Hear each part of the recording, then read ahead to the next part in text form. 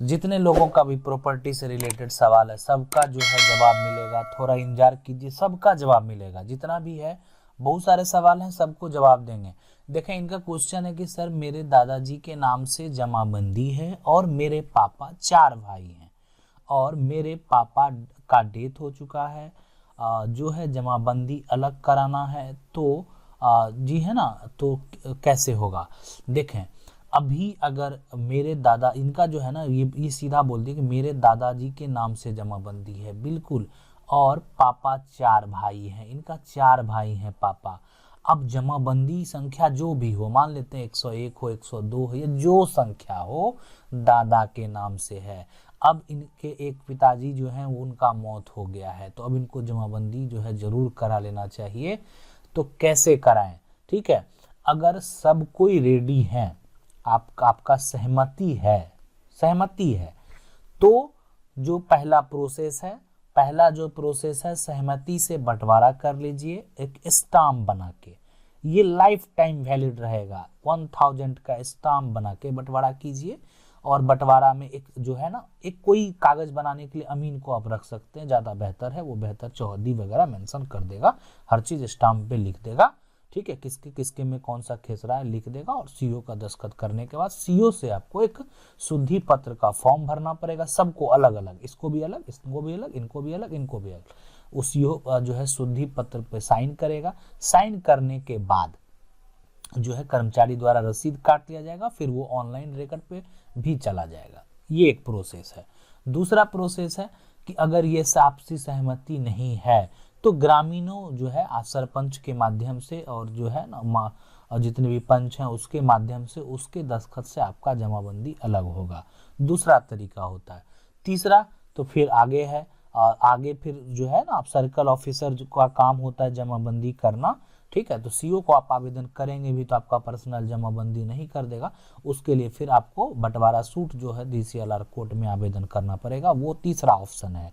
तो मेरे ख्याल से जो है आपका वो समझ गए होंगे आपको कैसे कराना है। अगला क्वेश्चन देखते हैं। जो अगला प्रश्न है कि 1977 में बड़े भाई के नाम से जो है जमीन है, तो छोटे भाई को क्या करना पड़ेगा, ठीक है। 1977 बड़े भाई के नाम से जमीन है। देखें, जमीन का जमाबंदी जो है किसके नाम से है वो देख लें, और रसीद किसके नाम से कट रहा है।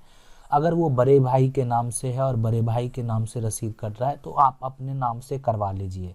देखें, 2 भाई है, दोनों भाई का बैंक अकाउंट, आपस का पैसा सब कुछ अलग होता है, खाना पीना, इससे खाना अलग खाते हैं, पैसा अलग रखते हैं बैंक में, तो क्या प्रेम भाव कम हो जाता है? बिल्कुल नहीं होता, वो तो उस प्रेम भाव पे डिपेंडेंट है, ठीक है।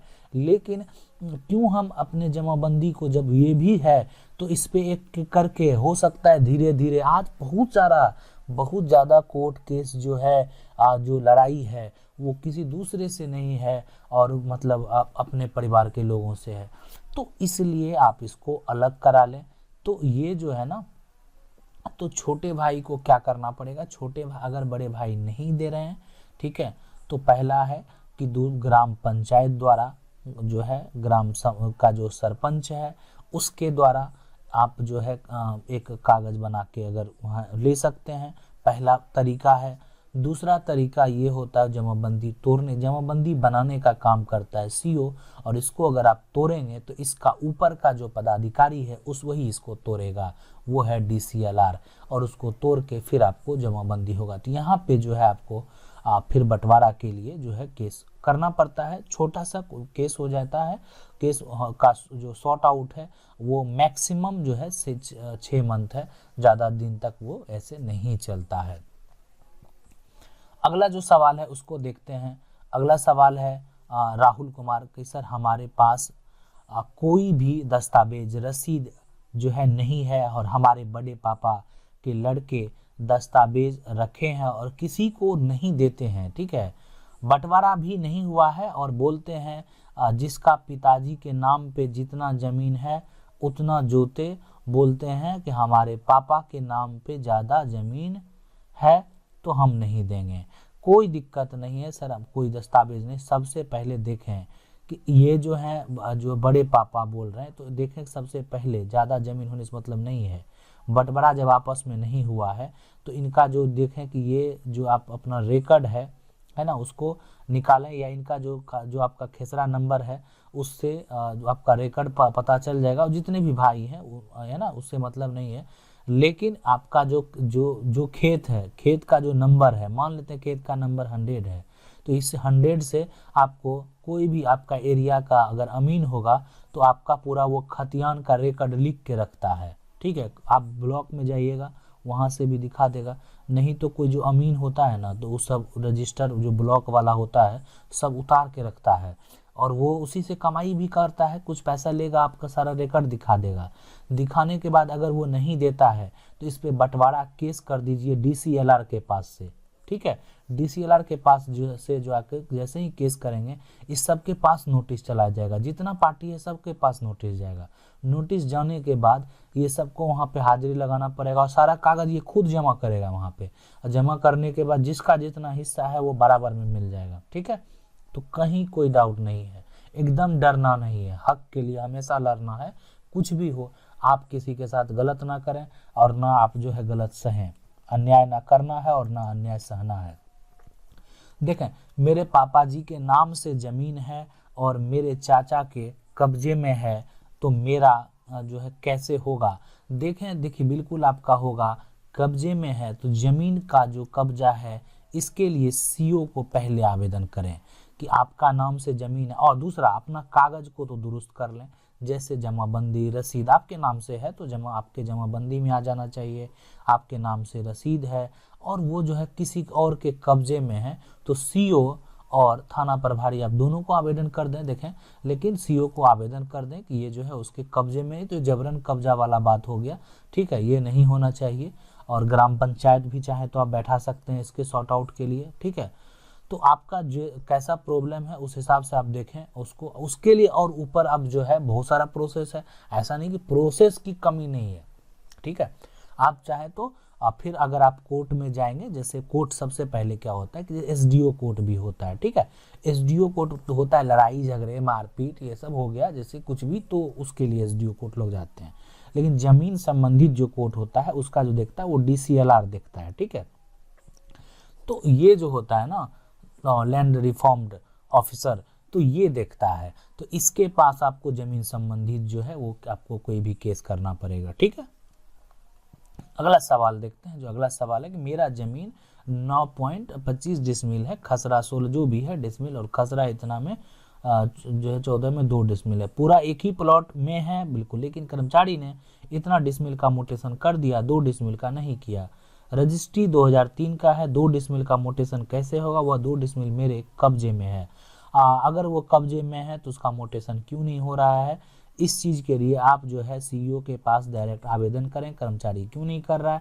CO के पास आवेदन करेंगे, CO वेरीफाई करेगा और आपको जो है वो कब्जे में भी है और इतना का मोटेशन कर दिया है और उतना नहीं किया है तो वो भी जरूर कर देगा। तो सबसे पहले आप CO के पास इसके लिए आवेदन करें और दिखाएं। देखें, थोड़ा सा दाना दौड़ना पड़ेगा। अब सब जो है ना अफसर शाही भी आलसी वाला काम हो गया।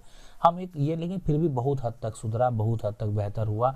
हम कोई आरोप प्रत्यारोप नहीं लगाते हैं, लेकिन आपको एक आवेदन देने के बाद थोड़ा सा जो है जागरूक रहना है। और जो है हो सकता है एक दिन आदमी टाड़े, दूसरे दिन जाएंगे, दूसरे दिन टाड़े, तीसरे दिन जाएंगे। ठीक है, तो आप अनंत कुमार जी इस प्रोसेस को कीजिए और तो ये जो है आपका हो जाएगा, कोई दिक्कत नहीं। सर्वे से पहले करा भी लीजिए, ज़्यादा जरूरी है।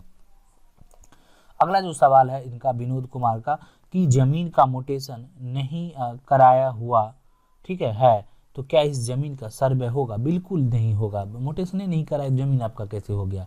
आप जमीन का मोटेशन अगर नहीं कराते हैं और आपका जमीन खतियानी है तो फिर आप ही के नाम से सर्वे हो जाएगा। अगर आप जमीन का मोटेशन नहीं कराते हैं और आपका जमीन केवाला है तो आपका मोटेशन तो कोई और अभी तक कराए हुए है। दाखिल खारिज कीजिए पहले, वो खारिज करके अपने अंदर लाइए तो पहले, तब ना अपने आपके नाम से सर्वे होगा। अगर आप नहीं लाइएगा तो फिर आपके नाम से सर्वे नहीं होगा। इस बात को लोग नहीं समझते हैं। लोग समझते हैं केवाला करा लिए जमीन मेरा हो गया। केवाला एक दस्तावेज है और जिससे कि आप दाखिल खारिज करा लेंगे, और जिस दिन आपका दाखिल खारिज हो जाएगा उस दिन आप उसके सही मालिक बन जाएंगे। अगला जो सवाल है वो है कि सर खतियान, केवाला, जमाबंदी सभी कागज मेरे दादा के नाम से है और वो कागज चाचा के पास है, लेकिन दो वो नहीं देता है। हम चाहते हैं कि बंटवारा चार्ट के अनुसार सर्वे अपने हिस्से में अपने नाम से करवा लें। क्या पापा के नाम से होगा?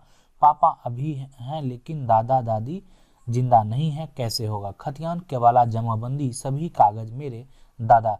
अगर जमाबंदी जो आपने बोला ये भी दादा के नाम पे है, ठीक है, ये भी अगर दादा के नाम पे है तो सबसे पहले बंटवारा चार्ट क्या, अब तो मौखिक बंटवारा हो गया। तो जमाबंदी अगर दादा के नाम पे ही रह गया और ठीक है, और जो है जो चाचा हैं, ठीक है, तो जमाबंदी अगर दादा के नाम से ही है तब तो ये मौखिक बंटवारा है। मान लेते हैं आपका कोई जमीन है, ठीक है, 101 आपका जमीन है, तो आप तो सिर्फ एक मौखिक रूप से एक कागज लेके बैठे हुए हैं और उसको जोत रहे हैं, ठीक है, वो आपका एक थोड़ी देर के लिए वैलिड है, आपका वो एक मौखिक कागज है, मायने रखता है, लेकिन आप इसको अलग जमाबंदी करवाइए। अगर ये चीज़ वो नहीं करने के लिए तैयार है, ठीक है, कागज चाचा के पास लेकिन वो नहीं देता है, नहीं करने के लिए तैयार है, तो बंटवारा सूट मार दीजिए DCLR के पास से, ठीक है, DCLR के पास से जो है बंटवारा सूट मार दीजिए, नहीं तो कोर्ट से मार दीजिए, जहां से मारना है कि ये हमको जो है मेरा दादा का नाम जमाबंदी हमको नहीं देता है, तो उसके लिए सुनवाई होगा और आपका जो है वो हक आपको आपके अंदर में जमाबंदी हो जाएगा। नहीं तो अभी जो सर्वे होगा, वर्तमान में जो सर्वे होगा, तो वो जो जिसके नाम से जमाबंदी है, जिसके नाम से रसीद कर रहा है, उसी के नाम से सर्वे हो जाएगा। अगला जो सवाल है वो है कि जमीन 40 साल से मेरे पास है, कागज सिर्फ जो है एक तरह से रसीद पूरा अपडेट है और कोई डॉक्यूमेंट नहीं मिल रहा है, क्या होगा, क्या करना है? जमीन 40 साल से आपके पास है, कागज रसीद पूरा अपडेटेड है और कोई डॉक्यूमेंट नहीं मिल रहा है, तो फिर अपडेटेड कैसे है? ठीक है, पूरा अपडेटेड है और कोई डॉक्यूमेंट नहीं मिल रहा है, तो डॉक्यूमेंट से कोई मतलब नहीं, जमाबंदी है, ठीक है, और रसीद है, दोनों है, जमाबंदी करा लिए हैं और आपके जमाबंदी जो है और आप करंट अप टू डेट रसीद भी कटा रहे हैं, सर्वे आपके नाम से हो जाएगा, फिर डॉक्यूमेंट की कोई ज़रूरत नहीं है। क्या डॉक्यूमेंट खतियान होगा, नहीं तो अगर आपका ज़मीन खरीदा हुआ होगा तो आपका केवाला होगा, ठीक है, तो चाहें तो आप नकल निकाल भी सकते हैं केवाला का, नहीं भी निकालेंगे अगर जमाबंदी और रसीद आपको कट रहा है करंट अप टू डेट, ठीक है, उतने सालों से, तो जो है सर्वे भी आप ही के नाम से हो जाएगा, कहीं उसमें कोई दिक्कत नहीं आएगा। अगला सवाल जो ये पूछ रहे हैं कि मेरे पूर्वज का एक बनाया मंदिर है जो जिसमें राम जानकी के नाम से जमीन का दस्तावेज बना है, जिसके जो सेवादार हैं 3 फरीक हैं, बिल्कुल बिल्कुल जिसके नाम से बना उसका सेवादार तो जरूर बनाया जाता है, सर्वे में इसे कैसे दिखाया जाएगा, और उसमें जो सेवादार होता है वही आदमी के नाम से दिखाया जाएगा, कोई कन्फ्यूजन बात नहीं है, ठीक है, जो आप 3 फरीक है ना, सर्वे में जो है जो जिसका नाम है उस फरीक का उसी को दिखाया जाएगा सेवादार के रूप में, तो इसमें कहीं कोई जरूर नहीं सोचने वाली बात नहीं है।